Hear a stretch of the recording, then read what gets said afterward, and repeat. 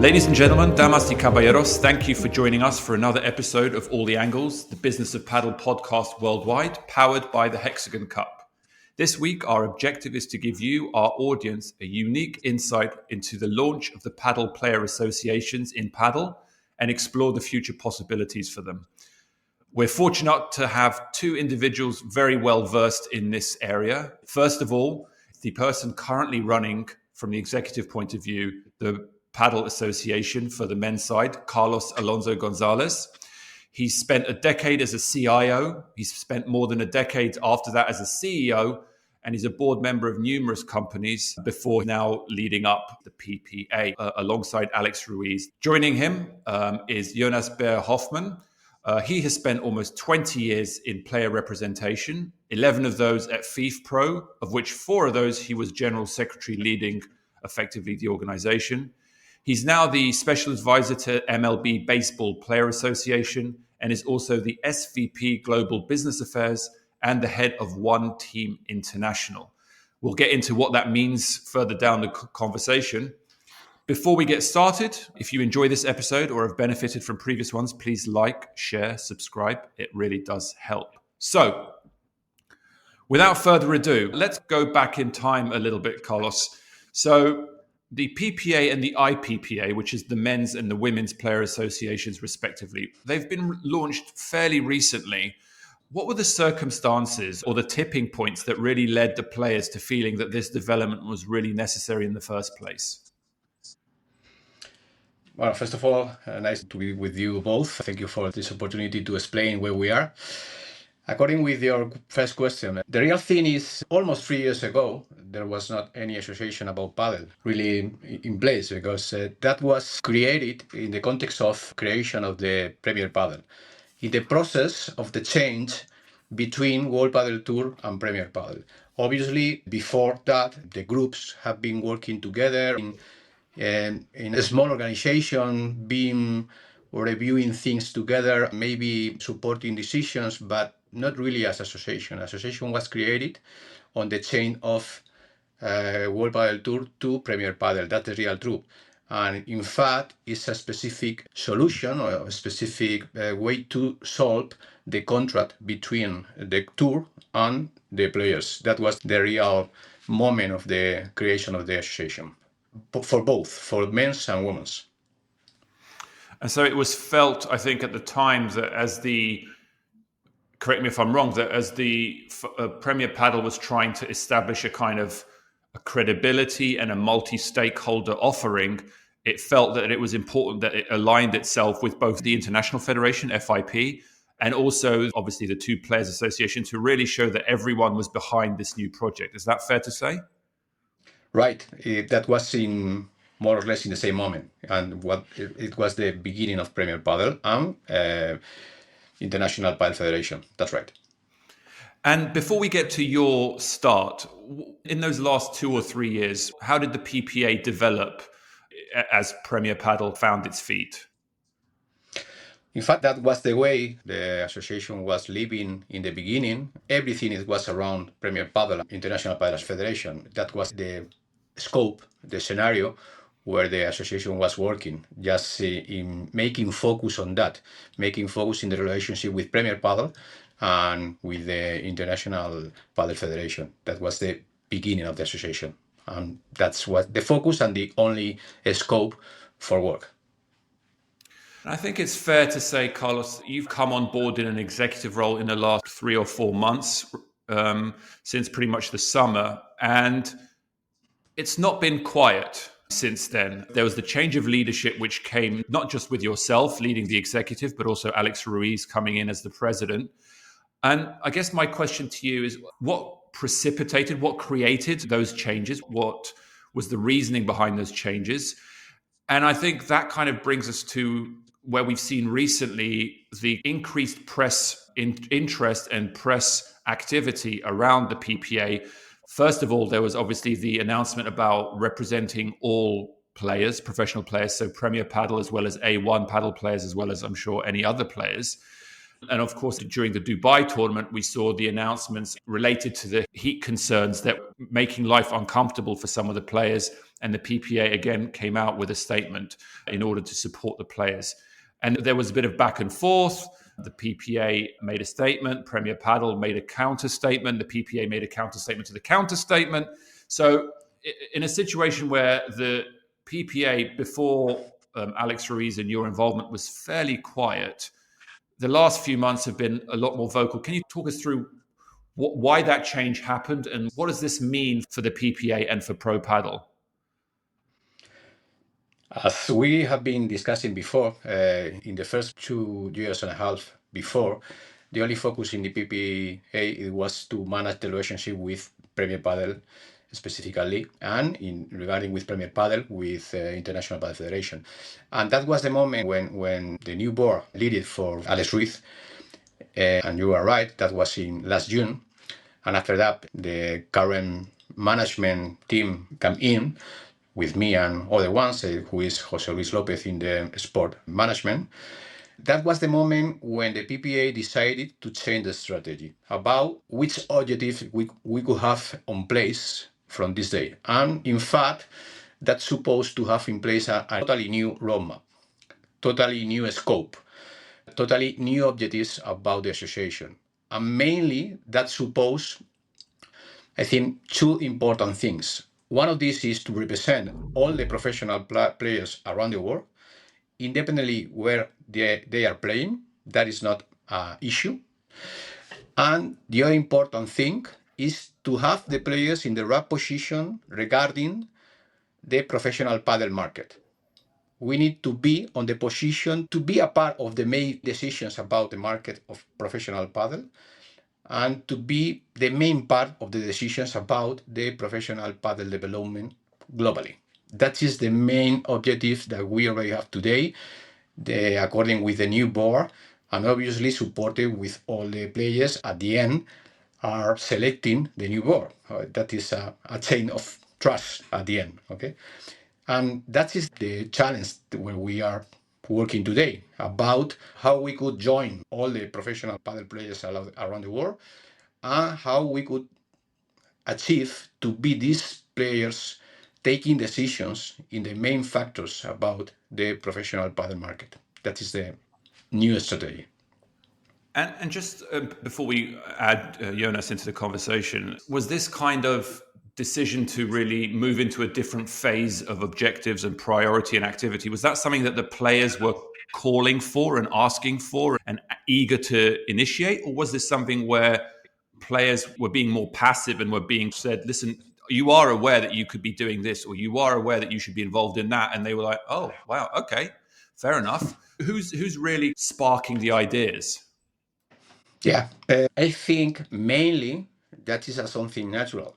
That is the natural position of the players in every sports around the world. I think if you consider which one is the main factor in any sports around the world, must be the players. We believe that is something natural, not something simple. Other thing is maybe when the players are not organized, are not with the right structures or with the right teams leading the players, that maybe not happen. But it's not because that is not natural. It's because they are not organized. That is the key factor. And today we are organized. We already have the structures. We already have the people supporting all the objectives that we already have in place. I think that is the only change. And my opinion, that is the history of all the sports. In all the history, it is the moment when the players are organized and in a right way to be together and following the targets together. And that is the moment for the paddle. Jonas, I think there was a time not too long ago where there were sports and player groups where players weren't really that familiar exactly with what they could do, what they could strive for, how they could do this, what was the process. Now, when we live in a world which is so connected, social media savvy, all the players can see what other players are doing. The tennis players can see what the ice hockey players are doing. The paddle players can see what the basketball players are doing. It's so much easier to join the dots. But when you started working 20 years ago, I'm assuming it was a little bit more of an educational process, or is it actually still pretty much a lot of education going on? Yeah, I think Carlos used the key word here. It's all about organizing. It's a continuous journey of conversation with the players as a collective. And a lot of that is education. A lot of that is building a collective understanding of what influence a group of people that is quite central to what happens on the court ultimately can actually achieve, and to build unity around it, right? Like those are the fundamentals of organizing any group of athletes and, quite frankly, any group of people behind a common cause, whether that's workers in a trade union, where that is people who want to, I don't know, affect change in politics. That's what it comes down to. But you're right, like those journeys have started in different sports for various reasons and at different times, right? The US player associations really started becoming powerful in the late 60s and 70s of the last century. At about the same time, some of the football players associations in Europe became influential. And you then see a journey where actually in sports or in competitions, which have maybe a shorter history, athletes are leapfrogging some of those developments, right? It's almost like they're cutting out the landline, right? They don't go from sending letters to using phones to the internet. They just jump ahead and go straight to cellular, essentially. That's what you see in women's sports a lot, right? They're really, really advancing past what sometimes the men have been able to do in a similar time. And I think you see it in sports like paddle, which are, I guess, not the traditional team sport context, because a lot of player associations are strong in team sport context, right? It's a little bit easier to organize. By nature, the team aspect gives you a bit of a collective sense.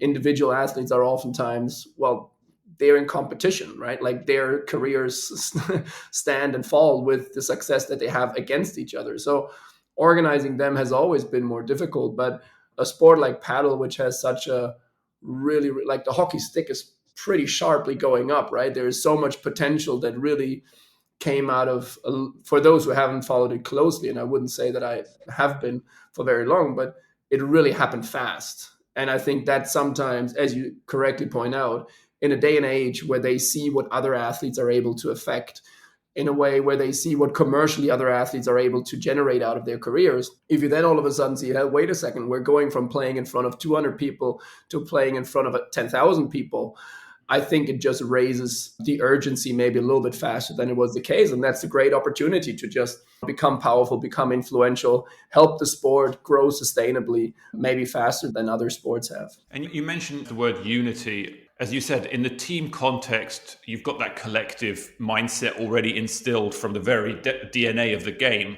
And so it becomes a lot easier to say, listen, of course we have to look after the guy 10 Yeah. rungs, 5 rungs, 3 rungs down the pyramid. In an individual sport like tennis or golf, it might be a bit more trickier.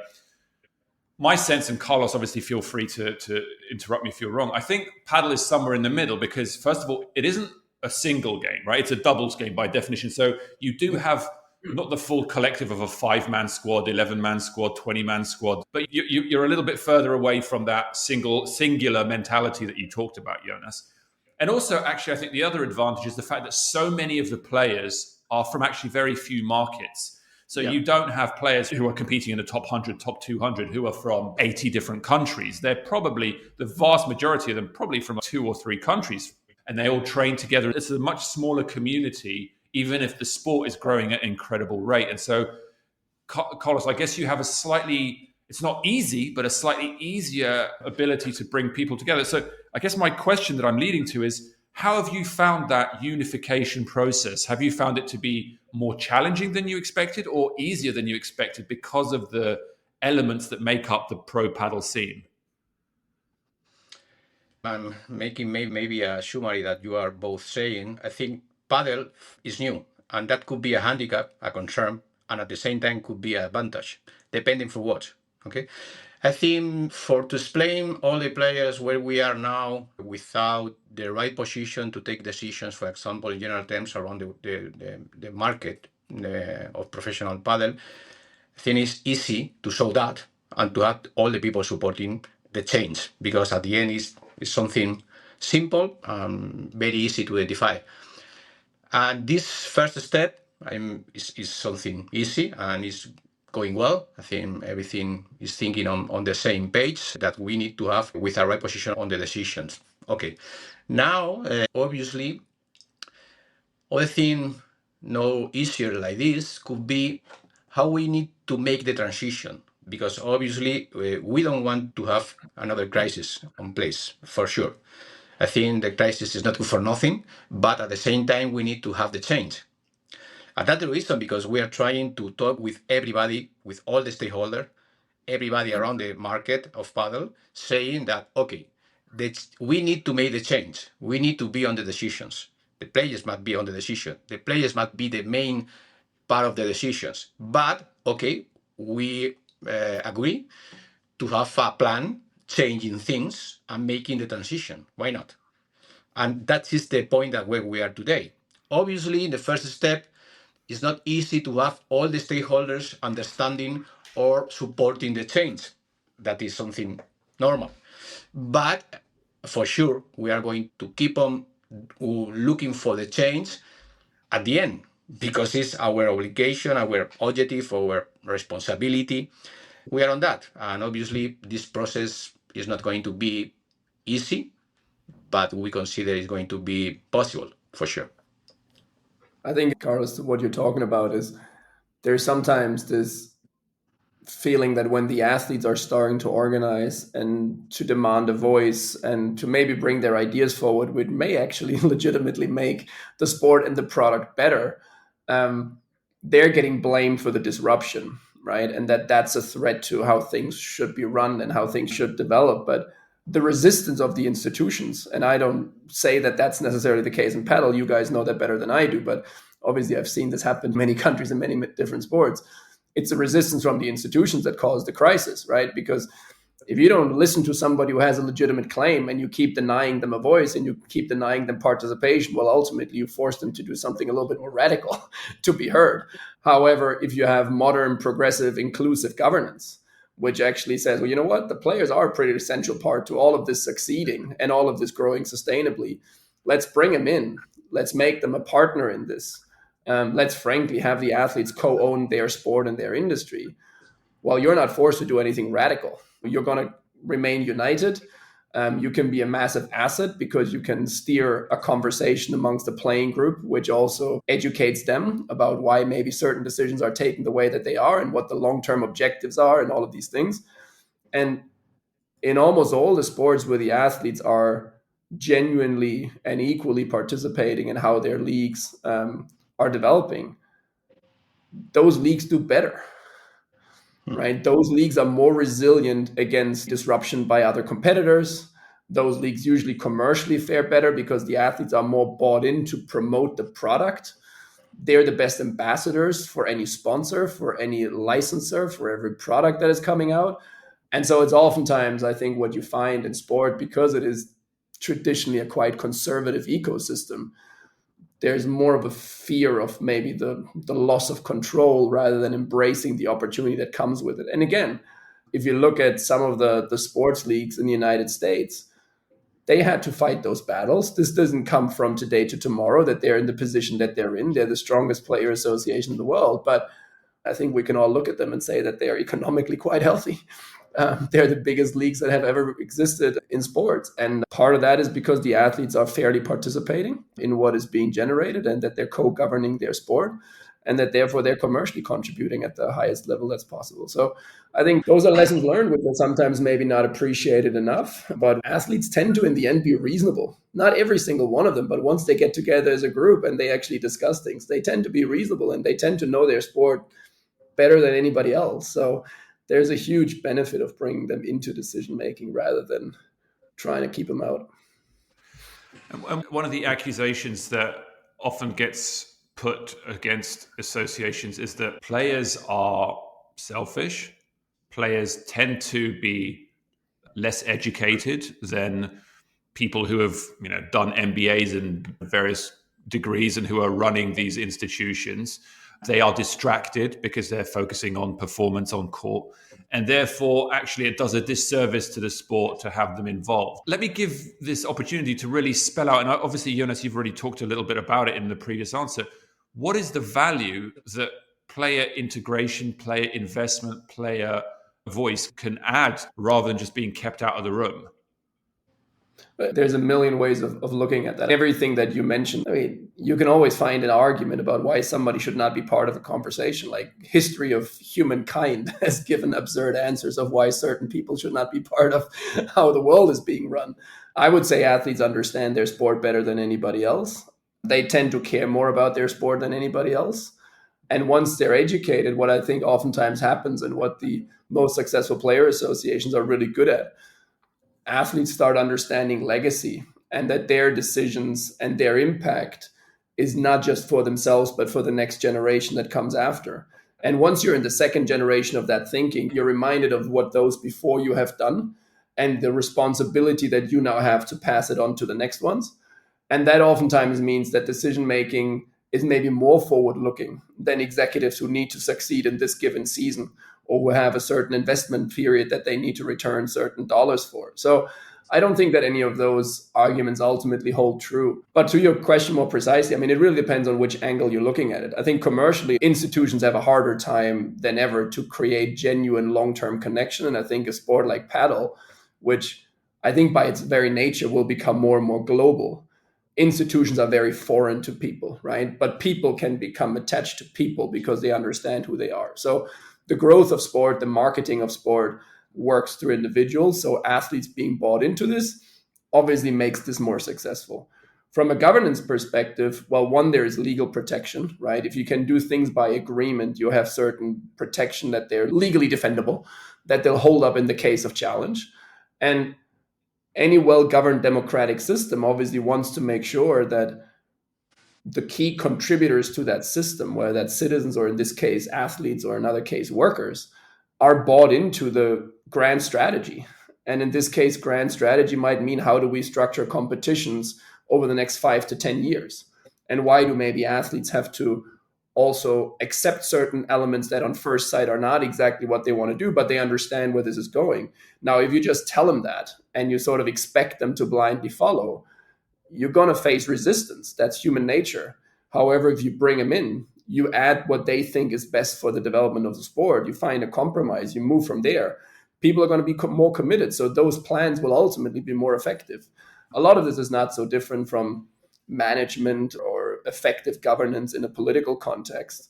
It's just applied in this very specific context, but multitude of layers from legal to commercial to really just governance of the sport, management of the sport, where on all of those verticals, you've got examples after examples after examples of where sports succeed, where sports fail, based on how this is being appreciated.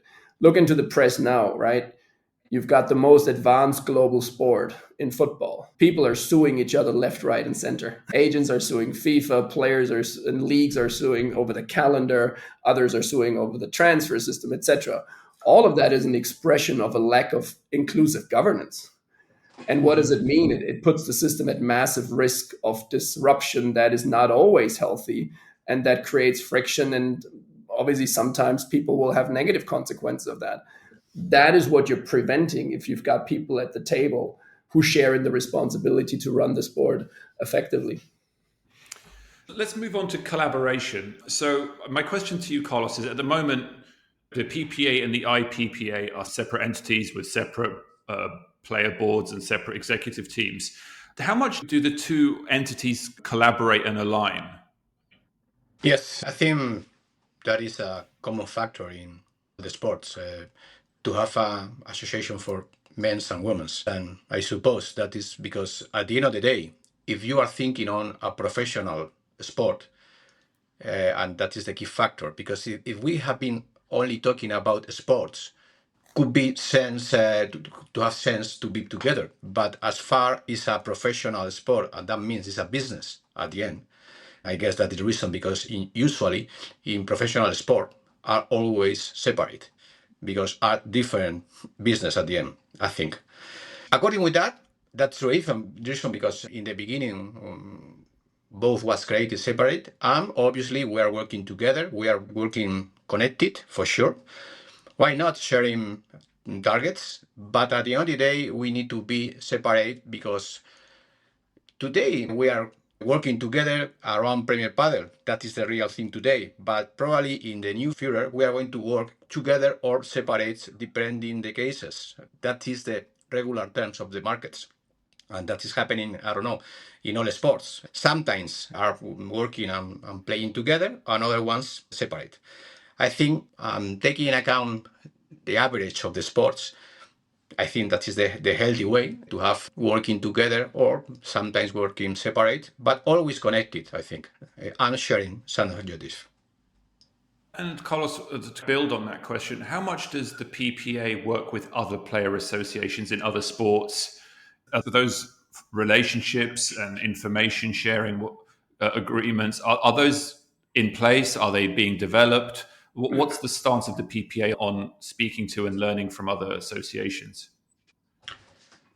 Thinking on the connection or to be together doing things, unfortunately, until today, no so much. That is the real truth. But if we are talking about if we are using reference, for example, obviously we are using reference of ATP or PGA or a sport that maybe could be a reference for us. By the way, we want not to be a new ATP, but for sure we can use some pieces of ATP when apply and to use this reference. That is the work that we are doing. But as Jonas was doing before, I think at the end of the day, it seems like there are so many connections or so many common scenarios in different sports about the players, about the calendars, about the, I don't know, business model, about many things that obviously, independently the sports, you could apply common solutions for all the sports. I think it's a pain because we could work more together between different sports, looking for good solutions for each sport, but sharing or applying same solutions. That is my feeling.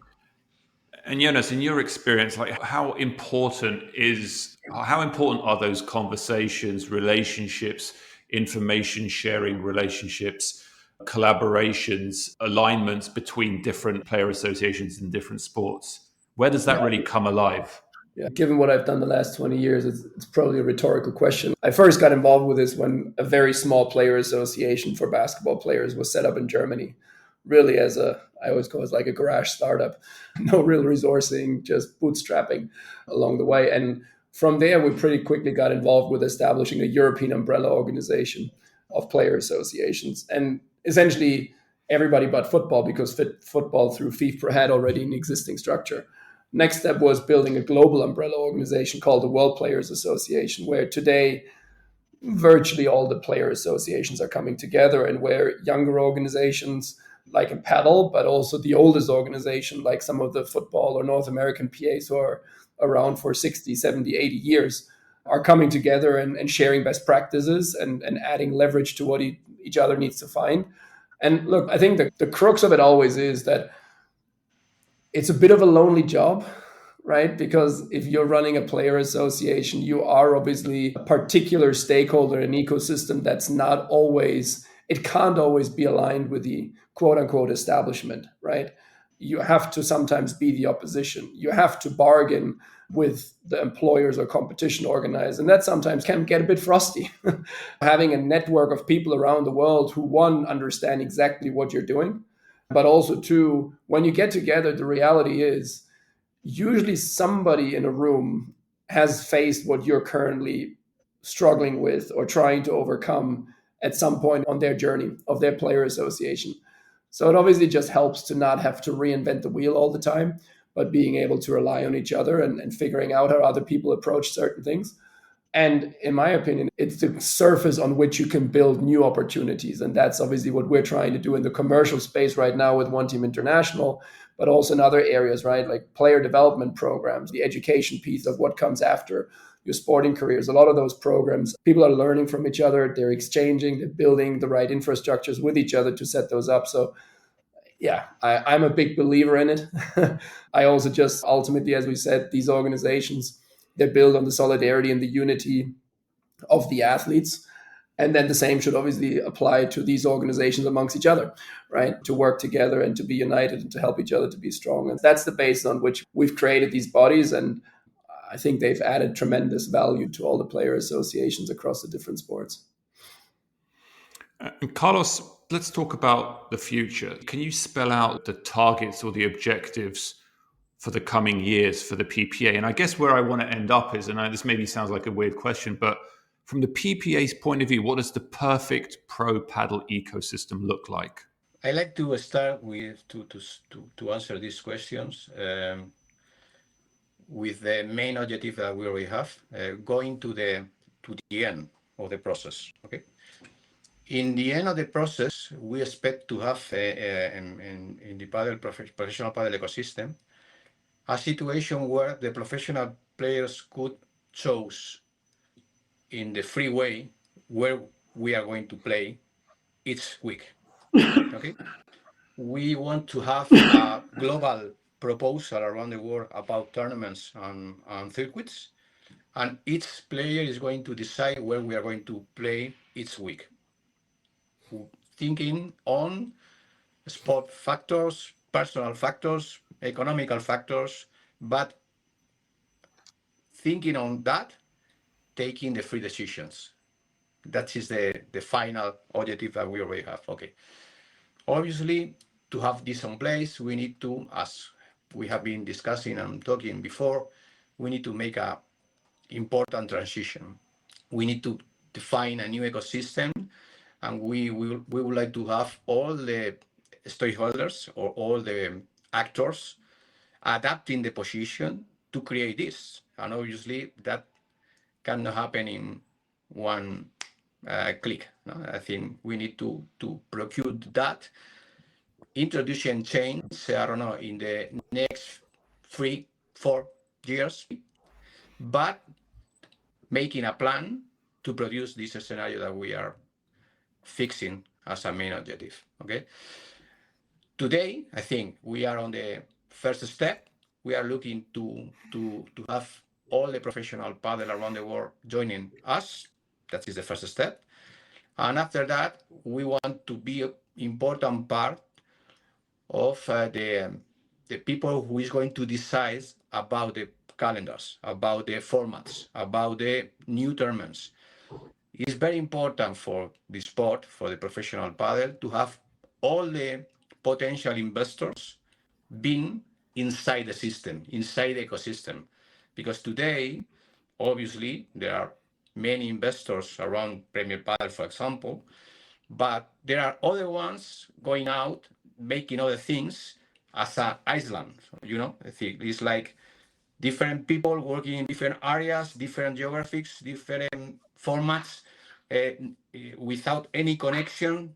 I think that is not the way to produce more and better professional paddle around the world. So you envision a world in which there needs to be a coordinating entity that looks at formats, calendars, timings, locations, creates a strategic flow and system to what is being offered to the players as well as to the fans. And it's important to you, obviously, fundamentally, that the players' associations are a pivotal piece of that entity and the decision making of that entity. Is that a fair summary? Right, totally right. Maybe one important factor is we consider PPA as a professional padel association globally must be, the neutral part who is going to decide the better things for the padel. Mm-hmm.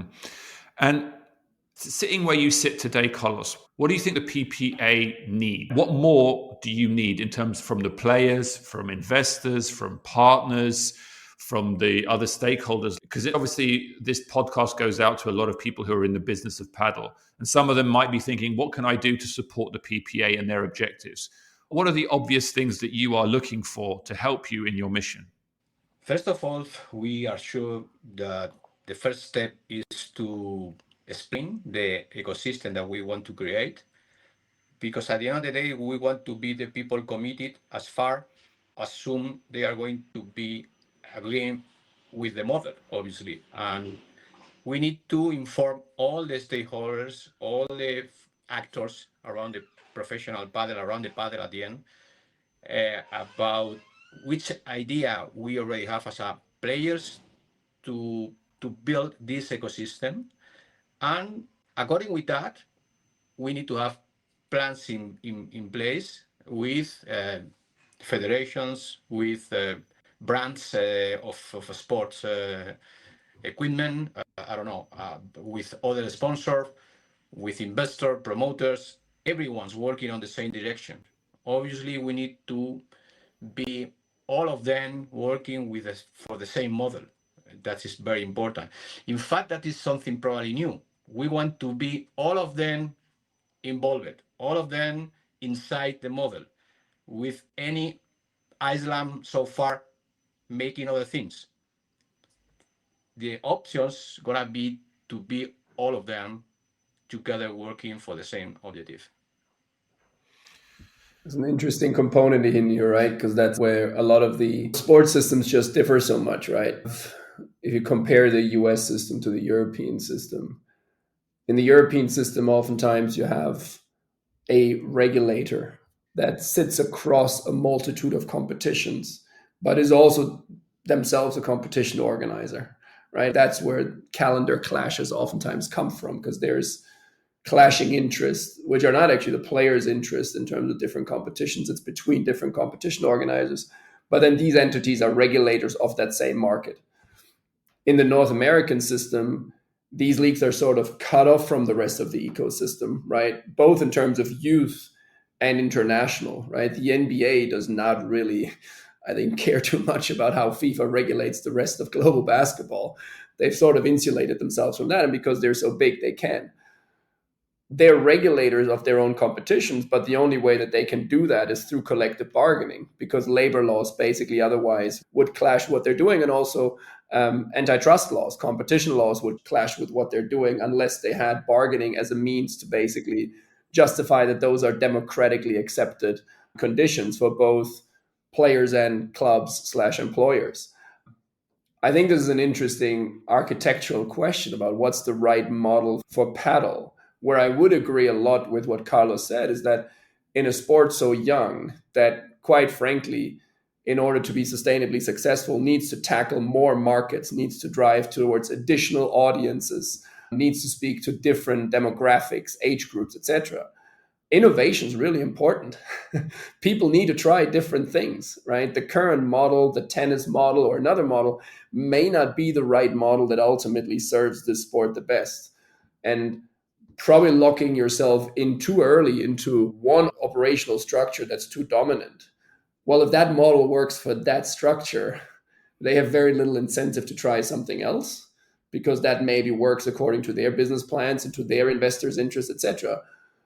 But they themselves would probably benefit if somebody else tried something different and was almost a guinea pig for how a different structure, a different format may function. And if a sport is not culturally as established as a football is, or a basketball in many parts of Europe, etc., and so the competitions themselves don't necessarily have that strong connection to their audiences, trying those different things early, I think, is really important. Plus, events like paddle are not just competing with traditional sporting events, they're competing with these streamer sporting events, whether it's, Kings League or Icon League and all of these competitions, which are, I guess, speaking to similar young audiences about how sports can be consumed in the future. So all I'm saying, I guess, is that in those early years, to provide the platform where you have a common regulatory system in which the athletes can rely on certain minimum conditions that they should meet wherever they go, but at the same time allow people on the competition organizer side, which, by the way, might be athletes as well, right? Like, athlete might come together and say, you know what, we've got an interesting construct about how to pull up competitions, right? Since we're driving the sport anyways. But providing space for that innovation, I think, is really critical for it to flourish and find the best model where it's unique in the marketplace, where it speaks to different audiences, maybe in a different way than the more traditional, more established sports do. Let's spend a minute about the media.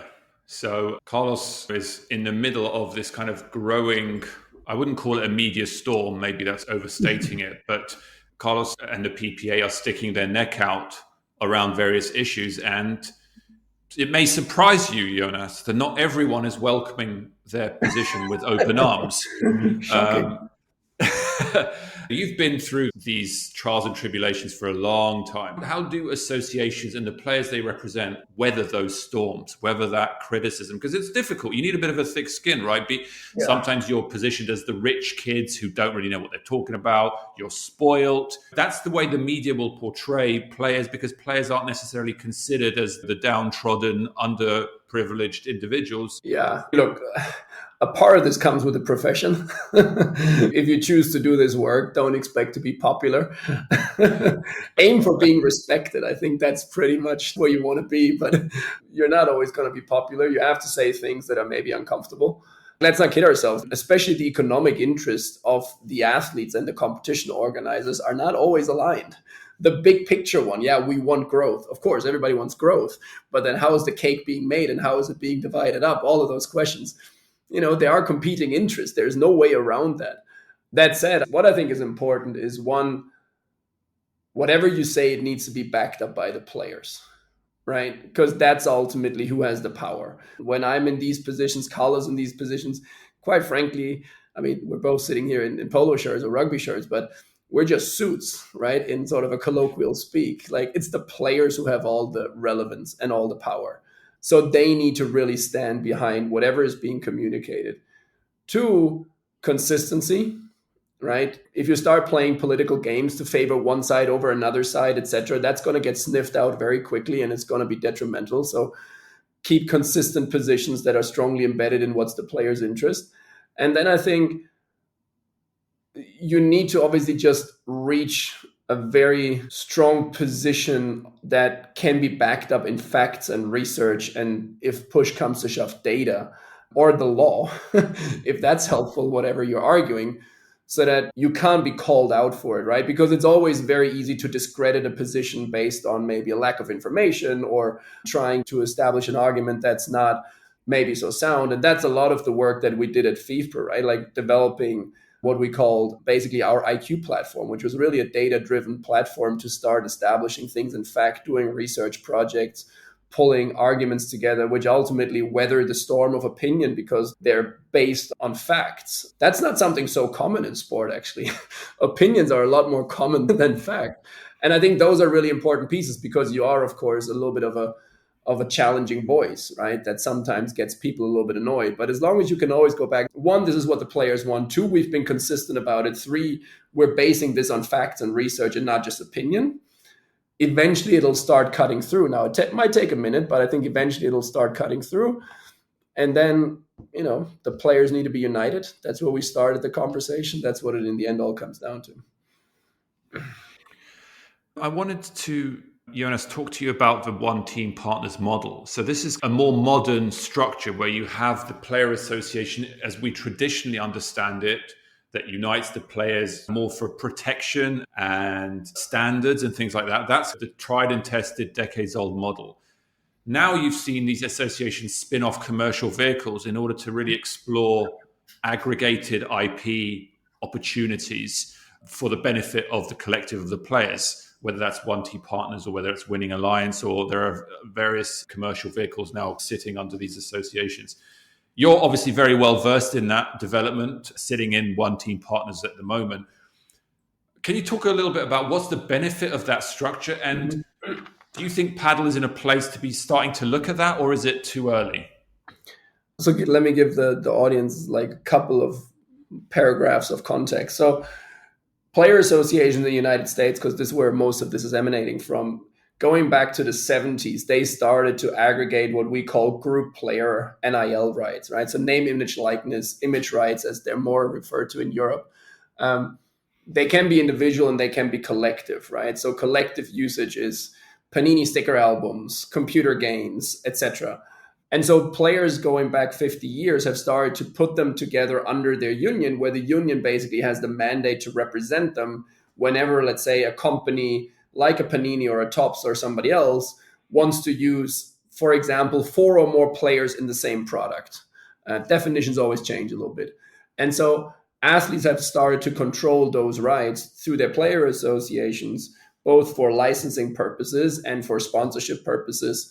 And fast forward basically about 5 years ago, the NFL Players Association and the Major League Baseball Players Association created the company called OneTeam Partners to basically charge the commercial capabilities that the unions have at their disposal. Today in North America, representing NFLPA, MLBPA, NWSL, so the Women's Football League, MLS, Men's Football League, US Women's National Team in football, the WNBA Players Association, etc. And my job now building similar ecosystems for player associations, groups of athletes, really around the world, no matter what sport they potentially play. Now, a few obvious advantages of it: you create additional revenue because oftentimes, especially internationally, the licensing business is not done very well and player image rights are not represented very well. So this drives additional revenue to players, but also as the players get more active in this space, oftentimes the other side benefits as well, because you put out a set of trading cards or stickers, usually the brand will want to have the players in their jersey or with the logo of the competition. So they're buying that IP as well. Second of all, it's just really good for marketing a sport, right? Because once you represent that IP, you're selling that with everything that you have, and you're trying to position the athletes vis-a-vis brands, vis-a-vis fans in the most optimal way. And you're really zeroing in on the athlete's storytelling and their positioning. And so what it has done for unions on the other side is the players are oftentimes then dedicating some of those resources that are being earned to fund those unions, which means those unions are financially independent. They have capabilities to really meet the other side of the table where they're at, right? With people who have the right professional qualifications and the means to negotiate and to represent and provide services at the right level. And you get a stake in how your sport is being built because you're part of the economic value creation, not just the on the field or on the pitch or on the court value creation. Going to your last question there, look, I don't think you can ever be too early for that because the earlier you can create an appreciation for how these rights are being structured and how athletes and competition organizers or teams can cooperate around creating value, because this is a very cooperative process, right? Like more than 90% of the revenue is being created when both of those entities and that IP works together. And I think the fact that the USPA started establishing this also for their sport at a very early moment in the commercial growth journey made it a lot easier than it is maybe today to step something like that up in a league or a competition structure that's 50, 60 years old.